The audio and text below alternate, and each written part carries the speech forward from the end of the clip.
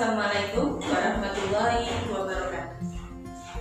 Anak-anak, pada hari ini kita bisa bertemu kembali. Alhamdulillah ya.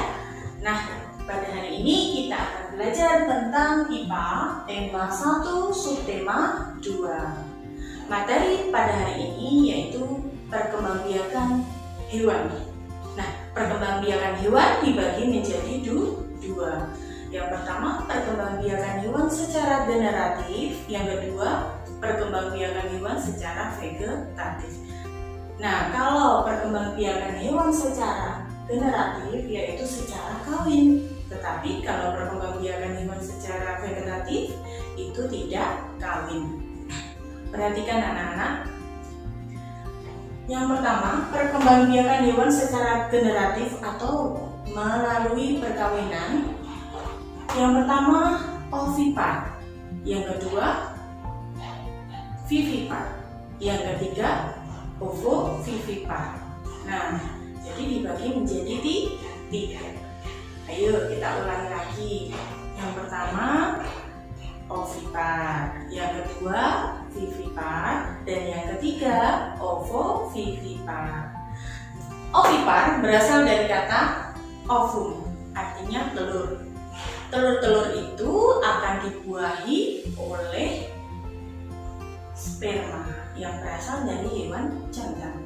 Tempatnya telur dari hewan betina itu namanya ovarium atau indung telur. Sedangkan alat kelamin jantan menghasilkan sperma itu namanya testis. Nah, telur ini akan dibuahi sperma itu saat terjadi perkawinan. Nah, setelah terjadi perkawinan, akhirnya terjadilah embrio atau bakal bayi. Nah, sekarang kita bahas tentang ciri-ciri ovipar. Pertama, tidak memiliki daun telinga. Yang kedua, tidak memiliki kelenjar susu. Yang ketiga, tidak memiliki pori-pori tubuh. Nah, yang keempat, tubuhnya berbulu atau bersisik. Setelah ke ciri-ciri, kita melanjutkan ke contohnya. Nah, contohnya apa sih hewan ovipar? Mudah loh anak-anak. Yang pertama, burung.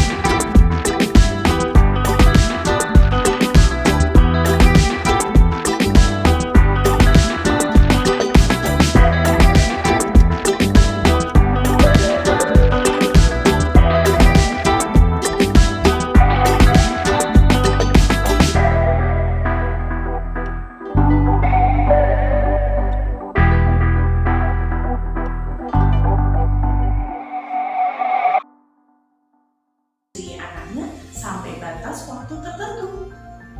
Nah, lanjut ya. Hewan mamalia yang melahirkan yaitu yang pertama mamalia darat. Contohnya kerbau, kucing, sapi, kuda, dan lain-lain ya. Kalau sapi ini dimanfaatkan manusia, diambil dagingnya dan tenaganya digunakan untuk membajak sawah. Selanjutnya yang kedua mamalia air. Contohnya paus, lumba-lumba, singa laut, hiu, dan ikan pesut. Hewan yang melahirkan itu juga mempunyai telur, akan tetapi telur yang berada di dalam itu akan dibuahi oleh sperma yang dihasilkan oleh hewan jantan saat melakukan perkawinan. Nah, telur yang berada di dalam rahim induk betina tersebut akan tumbuh, jadi induk betina tersebut mengalami masa mengandung. Nah, masa mengandung hewan, tiap-tiap hewan itu berbeda-beda. Baik, yang ketiga, ovovivipar, yaitu hewan yang berkembang biak dengan cara bertelur melahirkan. Jadi kata ovovivipar berasal dari kata ovipar dan vivipar. Jadi perpaduan antara dua kata ini. Hewan yang berkembang biak dengan cara ovovivipar, embrionya berkembang di dalam telur dan telurnya berada di dalam tubuh induknya sampai menetas. Setelah menetas keluarlah individu baru dari tubuh induknya. Contohnya ular boa, ular sanca, ular kobra, dan hiu. Hiu ini hewan laut yang berkembang biak dengan cara ovovivipar dan kadal. Paham? Perkembangbiakan vegetatif tumbuhan. Perhatikan. Perkembangbiakan vegetatif dibagi menjadi dua, vegetatif alami dan vegetatif buatan. Apa sih vegetatif alami? Ya, vegetatif alami itu adalah perkembangbiakan yang terjadi tanpa bantuan manusia. Yang pertama contohnya bambu. Bambu itu berkembang biak dengan cara apa? Ya, tunas. Ya, jadi tunas muncul pada pangkal batang yang ada di dalam tanah. Contoh selain bambu apa anak-anak? Tebu, pintar. Lanjut ke yang kedua.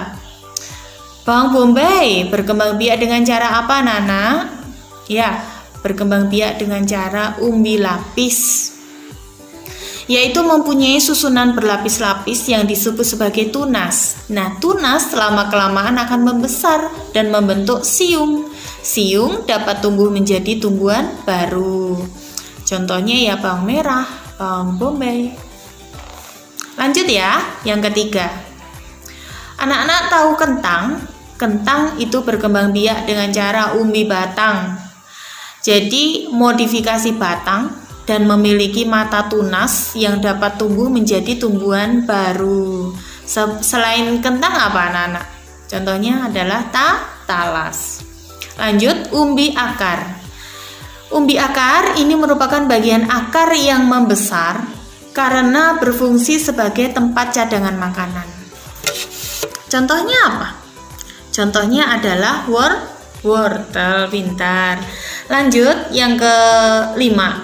Itu adalah geragih, yaitu batang yang tumbuh menjalar. Contohnya rumput, teki, stroberi. Siapa yang suka stroberi? Oh iya, lanjut kita yang keenam, akar tinggal. Ya, akar tinggal itu adalah batang yang terdapat di dalam tanah. Batang tersebut itu memiliki ruas dan setiap ruasnya tumbuh akar, kemudian menjadi tumbuhan baru. Contohnya lengkuas, jahe, kencur, kunyit.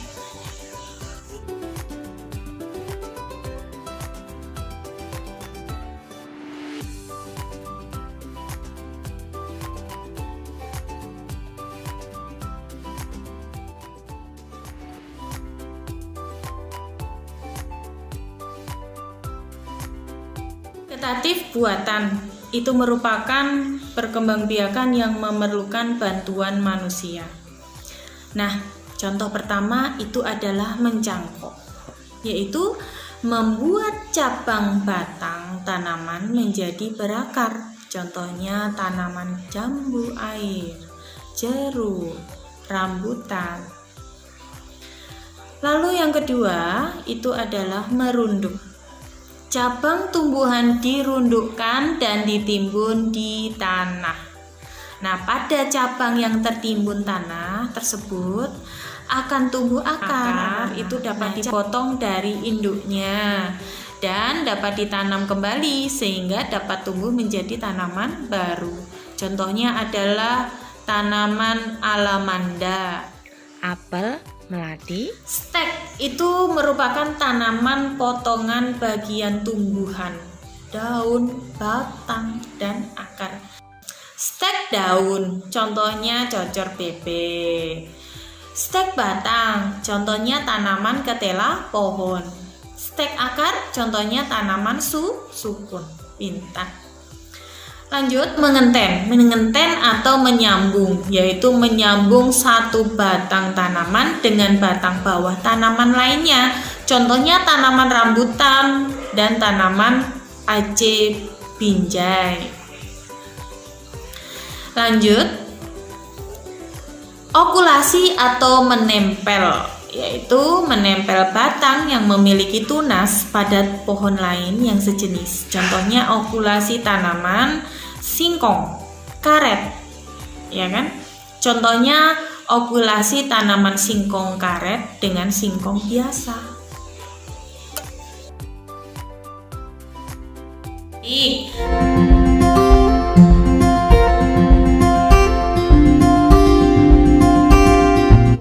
Perkembangbiakan hewan secara vegetatif.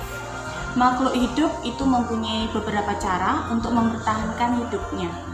Pada umumnya, makhluk hidup itu mencegah kepunahan dan melestarikan jenisnya dengan cara berkembang biak. Namun, masing-masing memakai cara sendiri untuk perkembangbiakannya. Kebanyakan hewan berkembang biak secara generatif. Namun ada beberapa hewan yang berkembang biak secara vegetatif. Pada umumnya, hewan yang berkembang biak secara vegetatif itu adalah hewan-hewan tingkat rendah. Nah, hewan-hewan tingkat rendah itu tidak memiliki tulang belakang. Struktur tubuhnya sederhana. Misalnya Paramecium, cacing pita, Plasmodium, Hydra, dan sebagainya. Perkembangbiakan vegetatif dilakukan melalui bagian tubuh hewan tersebut. Perkembangbiakan hewan secara vegetatif bisa dilakukan melalui cara yang pertama membelah diri, yang kedua tunas, dan yang ketiga adalah fragmentasi. Yuk kita menuju ke pembahasan. Membelah diri. Membelah diri dilakukan hewan tingkat rendah atau bersel satu. Jenis hewan yang sering membelah diri adalah golongan protozoa, misalnya amoeba dan paramecium. Pada umumnya, hewan yang dapat berkembang biak dengan cara ini yaitu hewan bersel satu. Hewan bersel satu adalah hewan mikroskopis karena hewan ini sangatlah kecil. Sehingga untuk melihatnya kita membutuhkan alat pembesar, misalnya mikroskop. Amoeba adalah contoh hewan bersel satu, sehingga mengalami perkembangbiakan dengan cara membelah diri. Jika seekor bunglon selalu mengubah warna tubuhnya, maka berbeda dengan hewan amoeba. Hal yang selalu berubah dari amoeba adalah bentuk tubuhnya. Berkembang biak dengan membelah diri adalah membagi tubuh menjadi dua sama besar. Pada tubuh amoeba, kaki semu yang ada padanya ditarik ke dalam, sehingga bentuk tubuhnya menjadi bulat. Seketika itu, amoeba membelah dirinya menjadi dua karena inti sel mulai terbelah dua. Spesies hewan ini berada di tempat yang berair, misalnya sungai, danau, dan juga tanah yang basah. Hewan bersel satu lainnya yang berkembang biak dengan cara membelah diri selain amoeba paramecium. Tubuh dari hewan ini tertutupi oleh silia atau rambut-rambut halus. Bentuk tubuhnya pun menyerupai sandal. Paramecium juga hidup di tempat berair seperti amoeba. Fragmentasi adalah jenis perkembangbiakan secara vegetatif. Fragmentasi adalah cara berkembang biak pada hewan dengan memutuskan bagian tubuhnya atau memotong tubuhnya untuk membentuk organisme baru. Contoh hewan yang berkembang biak dengan cara ini adalah planaria, yaitu cacing pipih. Lalu cacing pita,